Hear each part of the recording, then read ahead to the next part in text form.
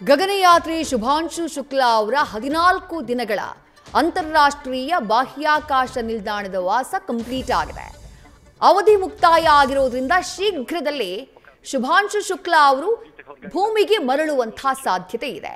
June 25ನೇ ತಾರೀಕು international space ಸ್ಟೇಷನ್ಗೆ ಪ್ರಯಾಣವನ್ನ ಬೆಳೆಸಿದ್ರು ಶುಭಾಂಶು ಶುಕ್ಲಾ.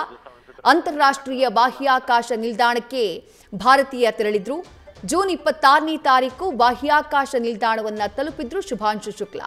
14 ದಿನಗಳಿಂದ ಬಾಹ್ಯಾಕಾಶದಲ್ಲಿ ವಿವಿಧ ಅಧ್ಯಯನಗಳಲ್ಲಿ ತಮ್ಮನ್ನ ತಾವು ತೊಡಗಿಸಿಕೊಂಡಿದ್ದಾರೆ.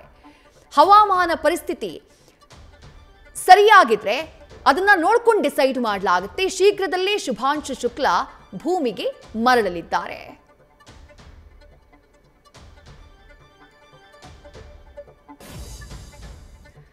ಭೂಮಿಯಲ್ಲಿನ ಹವಾಮಾನವನ್ನ ನೋಡಿಕೊಂಡು ಮರಳುವಂತಹ ಸಮಯವನ್ನ ನಿಗದಿ ಮಾಡಲಾಗುತ್ತೆ. 4 ಹೊತ್ತು ತೆರಳಿತ್ತು ಫಾಲ್ಕನ್ 9 ರಾಕೆಟ್ನ ಡ್ರ್ಯಾಗನ್ ಕ್ಯಾಪ್ಸೂಲ್.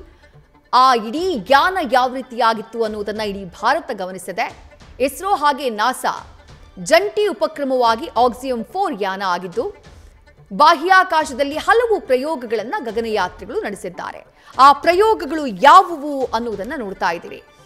ಗುರುತ್ವಾಕರ್ಷಣೆಯ ಅಡಿಯಲ್ಲಿ ಸ್ನಾಯು ನಷ್ಟದ ಪ್ರಯೋಗ, ಜೊತೆಗೆ ಗಗನಯಾತ್ರಿಗಳ ಜೀರ್ಣಕ್ರಿಯೆ, ಮಾನಸಿಕ ಯೋಗಕ್ಷೇಮದ ಪರೀಕ್ಷೆ, ಹೀಗೆ ಹಲವು ಅಧ್ಯಯನದಲ್ಲಿ ಗಗನಯಾತ್ರಿಗಳು ತಮ್ಮನ್ನ ತಾವು ತೊಡಗಿಸಿಕೊಂಡಿದ್ರು.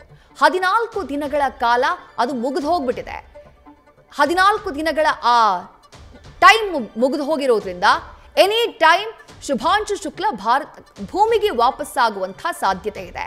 ಆದರೆ ಕಂಪ್ಲೀಟ್ ಆಗಿ ಹವಾಮಾನ ಜೊತೆಗೆ ಎಲ್ಲ ತಯಾರಿಯನ್ನ ಮಾಡಿಕೊಂಡು ಆ ನಂತರ ದಿನಾಂಕವನ್ನ ಫಿಕ್ಸ್ ಮಾಡುವಂತಹ ಕೆಲಸವನ್ನ ನಾಸಾ ಮಾಡುತ್ತೆ.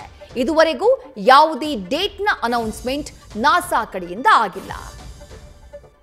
ಪ್ರಯೋಗಗಳು ಯಾವುವು ಅನ್ನುವುದನ್ನ ಗಮನಿಸ್ತಾ ಇದ್ದೀರಿ. ಮೊದಲ ಪ್ರಯೋಗ ಕಾಳುಗಳ ಮೊಳಕೆ. ಧಾರವಾಡದ ಕೃಷಿ ವಿವಿ ಐಐಟಿ ಕಾಳುಗಳ ಮೊಳಕೆಗೆ ಸಂಬಂಧಪಟ್ಟ ಹಾಗೆ ಪ್ರಯೋಗಕ್ಕೆ ಮುಂದಾಗಿತ್ತು. ಒಟ್ಟಾರೆ 64 ಪ್ರಯೋಗಗಳನ್ನು 4 ಗಗನಯಾನಿಗಳು ಮಾಡಿದ್ದಾರೆ. ಅದರಲ್ಲಿ 7 ಪ್ರಯೋಗ ಶುಭಾಂಶು ಶುಕ್ಲಾ ಅವರಿಂದಾನೇ ಆಗಿದೆ. ಆ 7 ಪ್ರಯೋಗಗಳು ಯಾವುದು ಅನ್ನೋದರ ಡೀಟೇಲ್ಸ್ನ ಗಮನಿಸ್ತಾ ಇದ್ದೀರಿ. ಮೊದಲ ಪ್ರಯೋಗವನ್ನ ನೋಡಿದ್ರೆ, ಎರಡನೇ ಪ್ರಯೋಗ ಗಗನಯಾತ್ರಿಗಳ ಮಸಲ್ ಲಾಸ್ಗೆ ಸಂಬಂಧಪಟ್ಟ ಹಾಗೆ.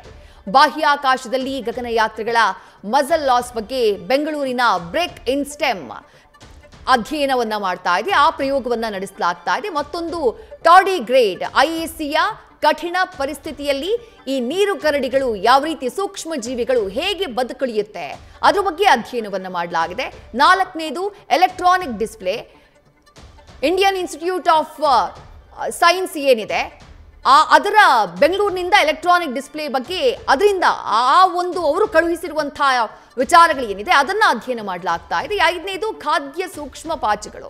ನವದೆಹಲಿಯ ಐಸಿಜಿಇಬಿಯ 3 ಆಯ್ದ ಖಾದ್ಯ ಸೂಕ್ಷ್ಮ ಪಾಚಿಗಳ ಬೆಳವಣಿಗೆಯ ಬಗ್ಗೆ, ಬಾಹ್ಯಾಕಾಶದಲ್ಲಿ ಹೇಗೆ ಬೆಳವಣಿಗೆ ಆಗುತ್ತೆ ಅದ್ರ ಬಗ್ಗೆ ಅಧ್ಯಯನವನ್ನ ಮಾಡಲಾಗಿದೆ. 6ನೇದು ಸೈನೋಬ್ಯಾಕ್ಟೀರಿಯಾ. ನವದೆಹಲಿಯ ಐಸಿಜಿಇಬಿಯ 2 ವಿಧದ ಸೈನೋಬ್ಯಾಕ್ಟೀರಿಯಾಗಳ ಬೆಳವಣಿಗೆಯ ಅಧ್ಯಯನವನ್ನ ಕೂಡ ಅಲ್ಲಿ ಮಾಡಲಾಗಿದೆ. 7ನೇದಾಗಿ ಆಹಾರ ಬೆಳೆ ಬೀಜಗಳು. ಕೇರಳದ ಐಎಎಸ್ಟಿಯ ಅಕ್ಕಿ, ಜೋಳ, ಎಳ್ಳು, ಬದನೆಕಾಯಿ, ಟೊಮ್ಯಾಟೊ ಬೀಜಗಳ ಅಧ್ಯಯನವನ್ನ ಬಾಹ್ಯಾಕಾಶ ಕೇಂದ್ರದಲ್ಲಿ ಮಾಡಲಾಗಿದೆ. ನ್ಯೂಸ್ ಫಸ್ಟ್ ನಿರ್ಭೀತಿಯಿಂದ ನಿಮ್ಮ ಪರವಾಗಿ.